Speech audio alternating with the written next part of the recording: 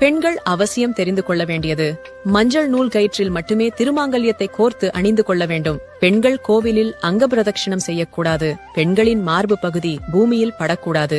கோவில்களில் பிரசாதமாக தரப்படும் துளசியை தலையில் வைத்துக் கொள்ளக்கூடாது. கோவிலில் தெய்வத்தை வணங்கும் பொழுது பின்னங்கால்கள் இரண்டையும் சேர்த்துக் கொண்டு முன் நெற்றி தரையில் படுமாறு மண்டியிட்டு வணங்க வேண்டும். தலைக்கு குளிக்கும் பொழுது சுமங்கலி பெண்கள் சிறிது மஞ்சளை உரைத்து முகத்தில் பூசிக்கொண்டு பிறகு குளிக்க வேண்டும். கோலமிடும் போது தெற்கே பார்த்து நின்று கொண்டு கோலமிடக்கூடாது. திருமணமான பெண்கள் ஒரே ஒரு விரலில் மட்டுமே மெட்டி அணிய வேண்டும்.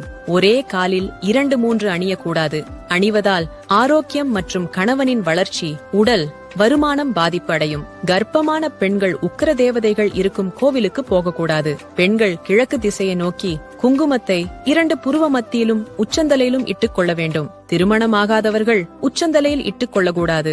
பெண்கள் எப்போதும் முந்தானையை தொங்கவிட்டு நடக்கக்கூடாது.